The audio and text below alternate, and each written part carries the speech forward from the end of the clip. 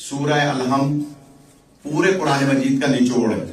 میں چیلنج سے بات کرتا ہوں کہ ہمارے مسلک میں بڑے سے بڑے مسائل فطرت کے مطابق معصومین نے حل کیے، کوئی مسئلہ ایسا نہیں ہے کہ جو یہاں مسئلہ حل نہ ہو۔ یہ کہنا کہ صاحب سورہ فاتحہ مرحومین کے لیے کہاں لکھا ہے؟ بسم اللہ الرحمن الرحیم۔ اللہ قرآن میں فرما رہا ہے اِنَّا نَحْنُ نُحْيِي الْمَوْتَىٰ وَنَكْتُبُ مَا قَدَّمُوا وَآثَارَهُمْ۔ اِنَّا نَحْنُ نُحْيِي الْمَوْتَىٰ، ہم مردوں کو زندگی عطا کریں، وَنَكْتُبُ، اور ہم تمہارے اعمال کو بھی لکھتے ہیں، وَآثَارَهُمْ، اور آثار کو بھی لکھتے ہیں۔ اعمال تو بندہ کر کے چلا گیا، یہ آثار کیا ہے؟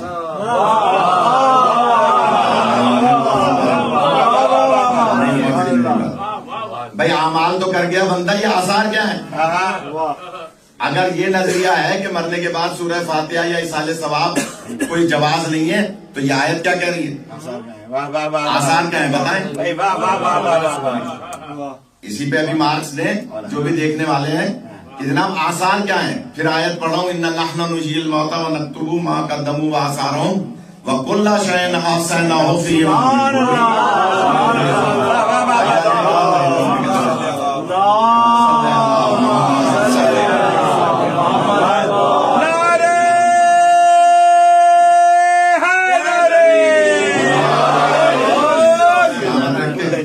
یا تو بتائیے کہ کون ہے جو کیوں بیچ بیچ میں اٹھ کے جاتا ہے تو کہ جناب بتائیے، ورنہ ہم بتا رہے ہیں اعمال وہ ہے جو بندہ لے جاتا ہے، آثار وہ ہے جو چھوڑ جاتا ہے۔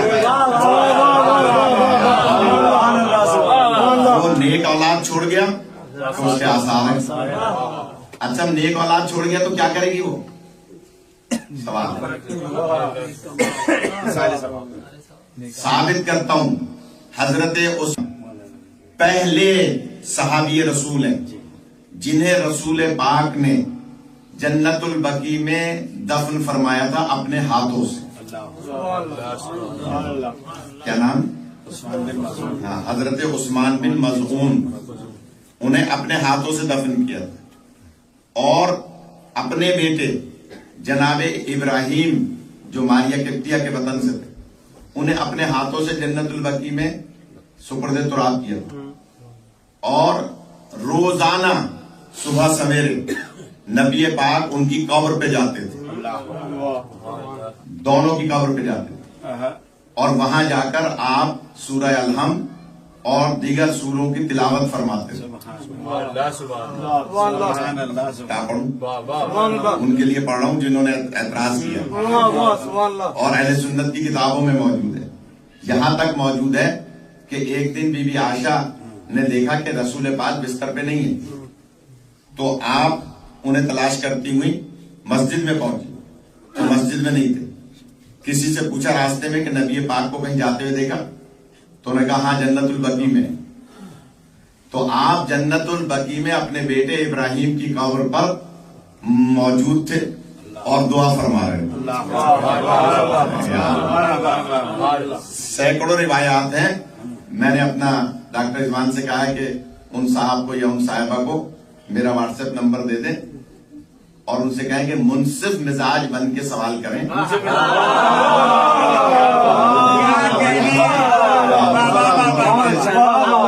اب تک جملہ کہوں میں، اب تک 21 افراد کو ہور بنا چکا ہوں۔ کی صحت و سلامتی کے لیے بابا سے بلند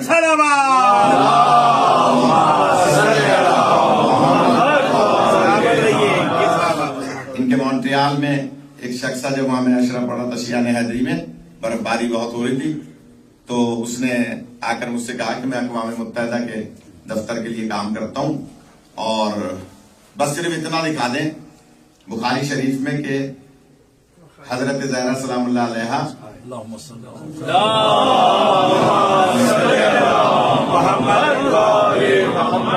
اب میں جان اکیلے بھی رکھ کے مسئلہ بتا رہا ہوں۔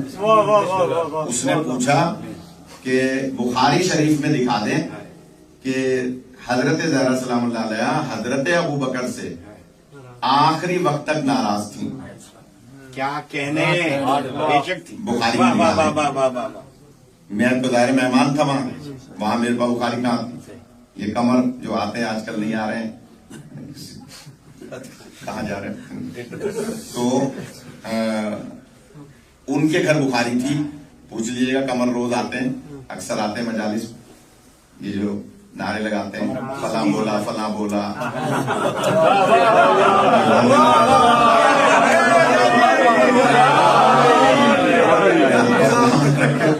تھوڑا سا میں اس لیے پہچان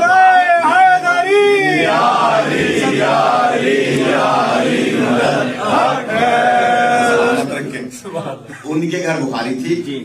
تو میں نے کہا کہ قمر بھائی بخاری ہے تو وہاں کہ ہاں ہے. تو لے آئے. ان صاحب کو ہم نے دکھایا کہ دیکھیں میں اس میں لکھا ہے جو لاہور کی چھپی ہوئی ہے اس میں دوسری جلد میں, جو بمبئی کی چھپی ہوئی ہے اس میں پہلی جلد میں. بخاری شریف میں 3 جلدیں بخاری کہ معصومہ عالم آخری وقت تک بے شک ناراض رہی. بے شک. اس نے اسی وقت علی ولی اللہ پڑھ لی.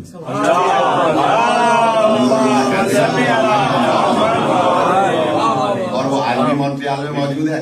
آپ ایڈریس پوچھ لیں, قمر بھائی کے پاس ایڈریس بھی ہے. تو کہنے کا مقصد کیا ہے, منصف مزاج بن کے سوال کریں. اگر منصف مزاج بن کے کریں گے تو پھر دروازہ اہل بیت پہ آئے بغیر چارہ نہیں رہے گا. ایصال ثواب, تقلید, اجتہاد اور یہ ماتم, زنجیر کا ماتم, مثال کے طور پہ ہماری مجلس, مثال کے طور پہ یہ گریہ, یہ سب چیزیں تب سمجھ میں آئیں گی جب پہلے علی دل میں آ جائے. اگر آپ منصف مزاج نہیں ہے تو اعتراض پہ اعتراض کرتے رہیں گے, پوچھ ٹیڑھی رہے گی.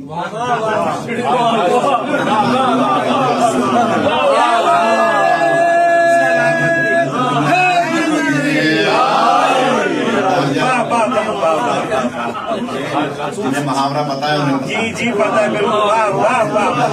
لہذا ایصال ثواب کیا ہے, اِنَّا نَحْنُ نُحْيِي الْمَوْتَىٰ, سبحان اللہ. لوگوں کو زندگی ہے.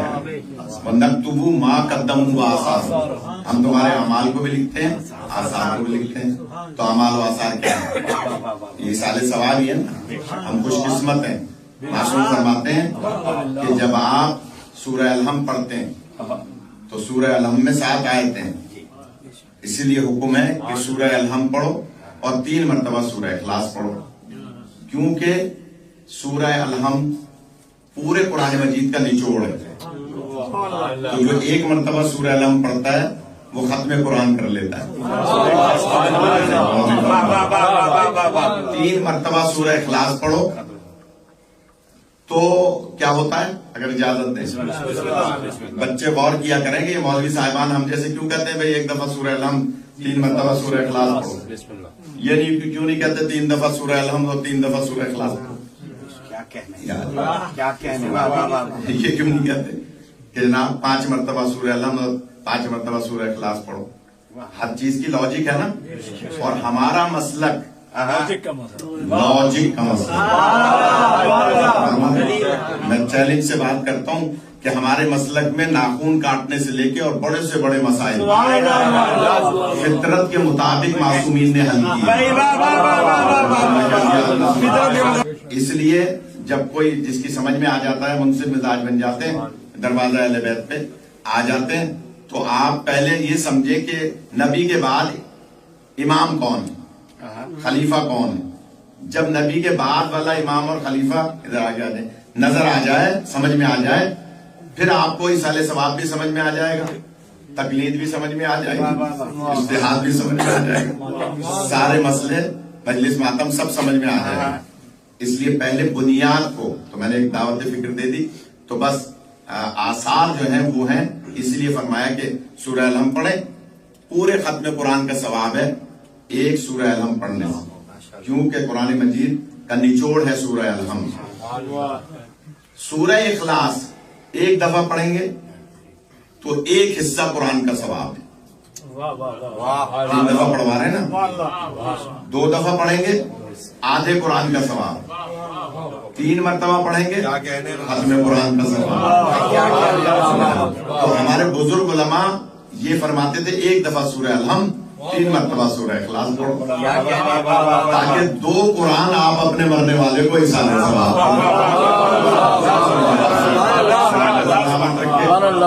यानी हालांकि ये अलग बात है कि मैं देखता हूँ अक्सर मजलिसों में, खासतौर पे आपके कनाडा अमेरिका में, मैंने कहा सूरह फातिहा, मेरे ख्याल में 10 सेकंड भी नहीं लगते, हाथ यूं हो जाता। अरे क्या पढ़ा, तजर्बे की बात है। शायद बिस्मिल्लाह पढ़ लेते हो, कभी निचोड़ है।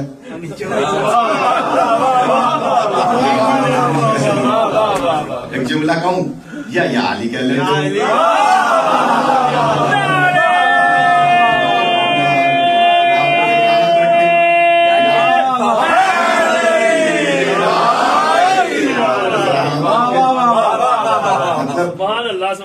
चूंकि नुकता है तो इसलिए इधर आ जाए नैयर भाई। ये मशहूर हो गए देव साहब तो बहरहाल खुदा सलामत रखे। मैं जल्दी से जुमला कह रहा हूँ कि जनाब इजाजत है। कहा कि ईसा अलैहिस्सलाम, अब आपने दाद दे दी तो मुझे एक बात और याद आ रही है, आज जल्दी से आपकी भी कमी महसूस हो रही कि जनाब नबी पाक का फरमान है, मसलो अली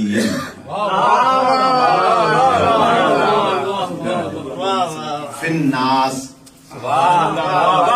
अली की मिसाल इंसानों में ऐसी है जैसी कुरान मजीद में कुल हु अल्लाहु अहद।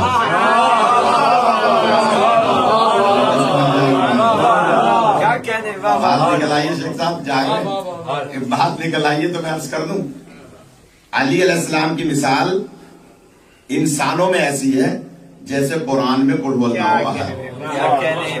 क्या मतलब, सूरह इखलास कुल हु अल्लाहु अहद वाली सूरह पढ़ेंगे 1 मरतबा, 1 हिस्से कुरान का सवाब। क्या कहने, 2 मरतबा पढ़ेंगे आधे कुरान का सवाब, 3 मरतबा पढ़ेंगे खत्म कुरान का सवाब। अली की मोहब्बत का इजहार सिर्फ जबान से करेंगे,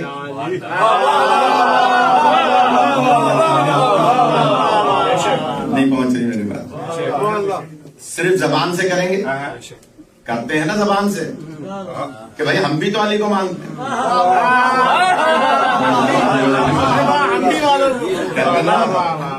फिर जुमला याद आ रहा है, क्या करूं, अल्लामा हज़रत संजैदी साहब का, हम भी तो अली को मानते हैं, तो अल्लामा फरमाते थे कि जो अली को भी लगा के मानता है,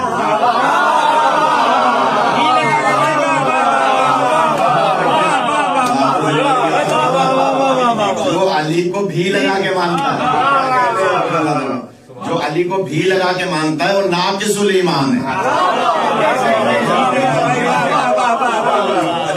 इसलिए कि ना फला को भी मानता हूँ, फला को भी मानता हूँ, फला को भी मानता हूँ, और अली को भी मानता हूँ। तो जो भी लगा के मानता है, परवेज भाई आगे आ जाए, दाद मत दीजिएगा, आपको आदत तो है नहीं दाद देने की, लेकिन इधर आ एक जरा और दुरूद पढ़े।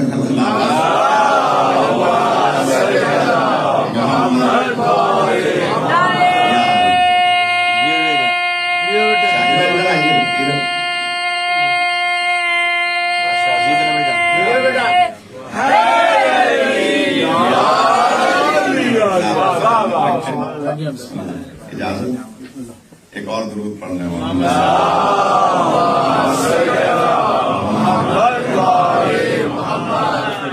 इजाजत है। और सलामत रखें। कहा कि जो अली अलैहिस्सलाम को सिर्फ जबान से मानता है उसका ईमान एक हिस्सा मुकम्मल। अब सख्त बात आ रही है, जो जबान से भी मानता है और दिल से भी मानता है उसका ईमान आधा मुकम्मल है। बहुत सख्त बात है। किसी को हजम ना हो तो मुझसे बात करे, गीबत न करे। अली अलैहिस्सलाम को जो सिर्फ जबान से माने, उसका एक हिस्सा ईमान को या 25 वर्ष समझ ले, वो नाकिसुल ईमान है। सुभान अल्लाह। जो जबान से भी माने और दिल से भी माने, वो आधा ईमान मुकम्मल है। क्या कहते और जो अली अलैहिस्सलाम को जबान से भी माने, दिल से भी माने और आज़े व जवारे से भी माने,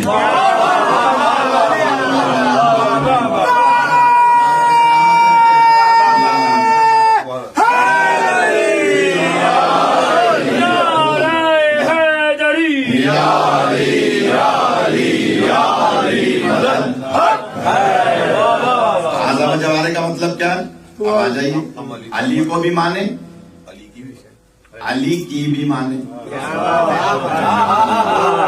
अली को भी लगा के ना माने, अली को ही लगा के माने।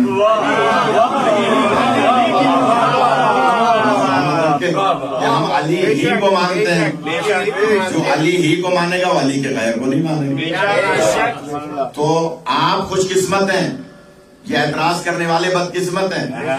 आप सूरह अलहम पढ़ के एक खत्म कुरान, सूरह इखलास 3 दफा पढ़ के दूसरा खत्म कुरान, अली की मोहब्बत जबान से भी दिल से भी आज़ा व जवारे रख कर भी इजहार करें तो कामिलुल ईमान।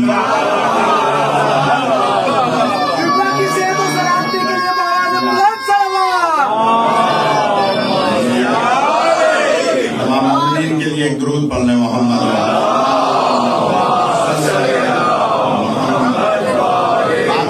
मैं तो अपना मौजू मुकम्मल करना चाह रहा था, डॉक्टर इस्मान ने बीच में गड़बड़ कर दी।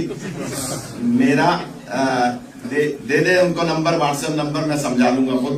अगर मुनसिफ मिजाज होंगे तो समझ जाएंगे, नहीं होंगे तो कोई बात नहीं, कोई मसला नहीं है। दुनिया में आखिर कसरत से लोगों को जहन्नुम में जाना,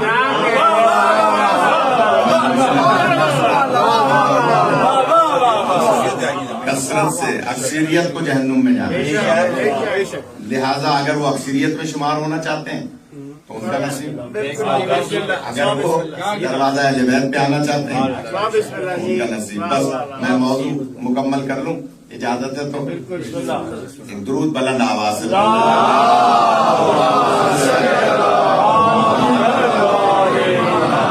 अल्लाह कुरान में फरमा रहा है कि हमने आदम को मुंतखब किया, नूह को किया, औलाद इब्राहिम को, और इब्राहिम को किया, औलाद इमरान और इमरान को किया। हम इस खुलासा कर रहे हैं चैलेंज करके कि आप दुनिया में नहीं दिखा सकते कोई इमरान जिसकी आलमीन में मौजूद हो और आलमीन के लिए हिदायत का जरिया हो।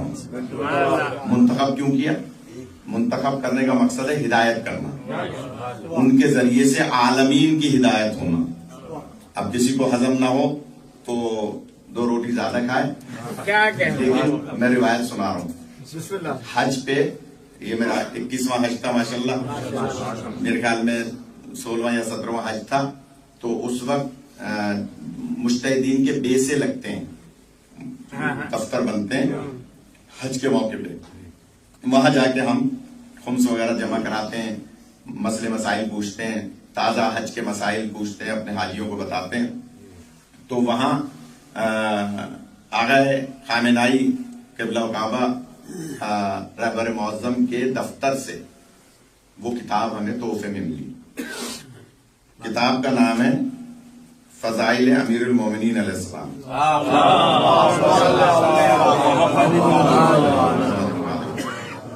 किताब का नाम क्या है?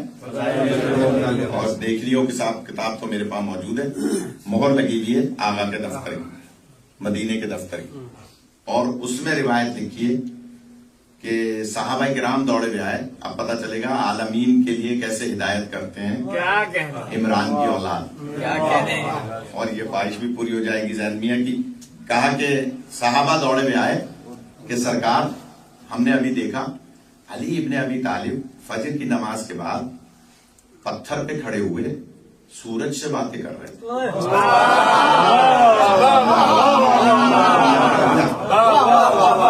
अभी से नहीं हो रही हजम का, सूरज से बातें कर रहे थे। कोई शक नहीं। मौला सूरज से बातें कर रहे हैं। आलमीन में है या नहीं सूरज?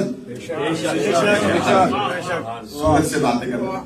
साहबा ने जैसे आके सरकार से बयान किया कि अली ऐसे ऐसे सूरज से बातें करते हैं, ना मालूम किस जबान में बातें कर रहे थे।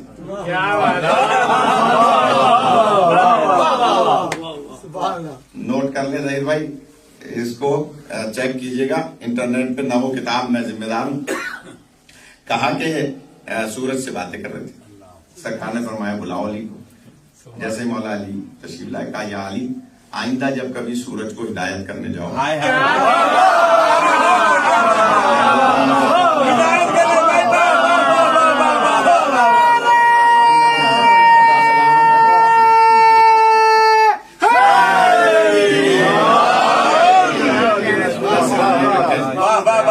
अच्छा देखिए, मैं हर चीज का तज्जिया तरकीब करता हूँ। हमारे मदरसों में तज्जिया तरकीब पढ़ाया जाता है कि आपको कोई भी चीज सामने आए उसका तज्जिया तरकीब करो। क्या मतलब? यानी उसका खुलासा करो, उसको ग्रामर के लिहाज से उसका गोया तशरीह करो। वाह वाह वाह। तो किसी के जहन में आ सकता है कि भाई सूरज को काहे को हिदायत की जरूरत है, सूरज को क्या मसला है? तो मैं कहूंगा सूरज गहन होता है या नहीं? पता चला जो आलमीन के गहन को खत्म करे उसे अली कहा है। आज ज्यादा थके हुए, हालांकि फजाइल सुनने वाले हीरा हीरा लोग बैठे हैं, लेकिन नहीं पहुंच रही बात। मैं तो हवाला दे चुका हूँ। आलमीन, चांद गहन क्या है, सूरज गहन क्या है? तकलीफ है ना। तकलीफ को दूर करने वाला आलमीन में कौन है? अली इमरान का। साहबा ने कहा अली, कहा बुलाओ अली को। या अली आइंदा कभी सूरज को हिदायत करने जाओ तो मेरे साहबा को भी साथ ले जाना।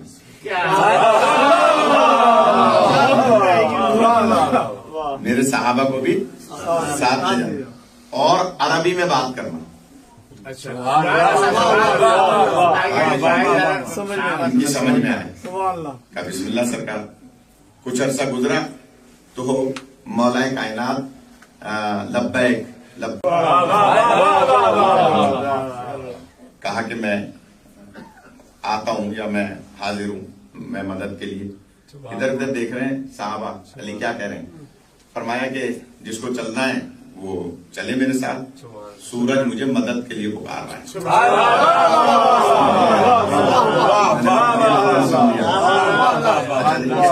नहीं पसंद आ रही तो मैं कुछ और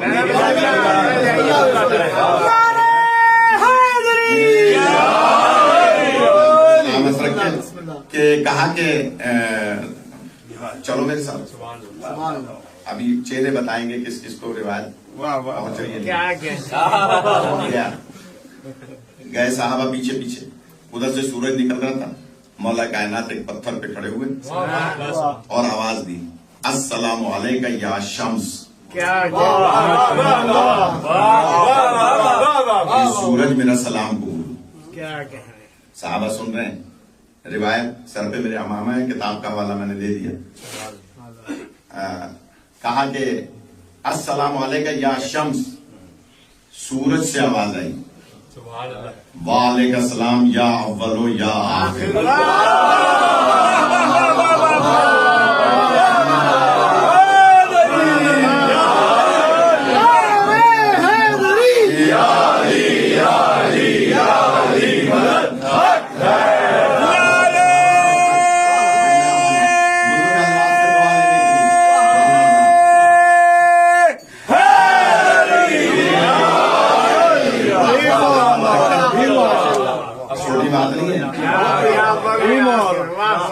जितने भी यहाँ तशरीफ फरमाए ख़वातीन हज़रात, बच्चे बड़े, खुदा सबको सलामत रखे। माशाल्लाह आपने सबने दाद भी दी, नारा भी लगाया, आप में से कोई बेहोश नहीं हुआ। क्या कह रहे हैं?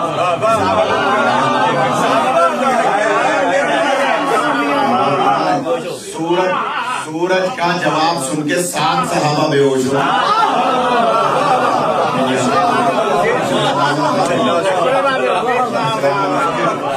7 सहाबा बेहोश हो गए।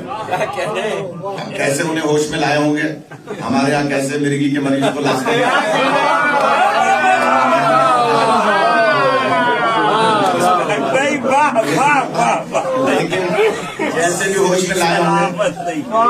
وہ ہوش میں آ گئے تو دوڑے ہوئے آئے سارے کے سارے. سرکار مسجد نبوی میں تشریف فرما. آگے کا سرکار جملہ سنیے گا اور جملہ سن کے اس کو پھر اتنے سے کلپ مت ڈال دیجیے گا. یہ جس کارٹون نے سوال کیا ہے نا سورہ فاتحہ کا, اس نے یہ بھی کہا ہے کہ جناب مولانا شہنشاہ نے کہیں کہا ہے کہ سورہ فاتحہ پڑھنے سے اس مرنے والے کے جس کے لیے پڑھ رہے ہیں اس کے عذاب میں اضافہ ہو جاتا ہے. بتائیے اگر میں آتی ہے بات, وہ کوئی تم جیسو کہ کسی کی بات کو نقل کر رہے ہوں گے.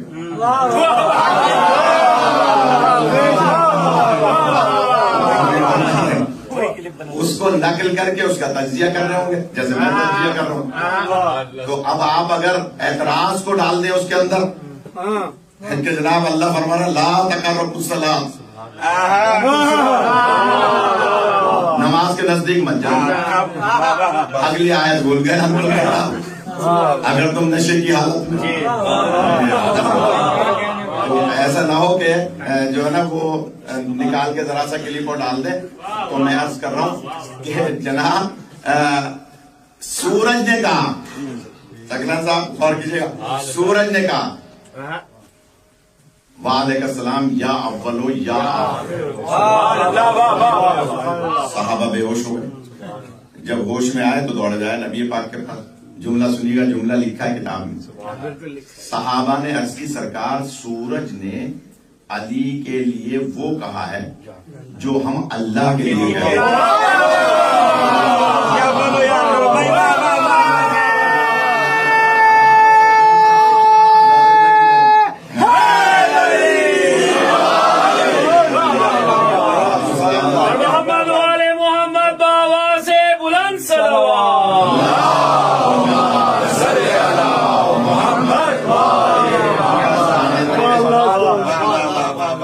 سرکار فرماتے ہیں بلاؤ علی کو. خدا را غور کیجیے گا, یہ پوری روایت سن کے جائے گا, بیچ میں سے کوئی چلا گیا تو پھر اپنے مذہب کا, اپنے دین کا, اپنے مسلک کا, اپنے عقیدے کا خود ذمہ دار. کہا کہ بلاؤ علی کو.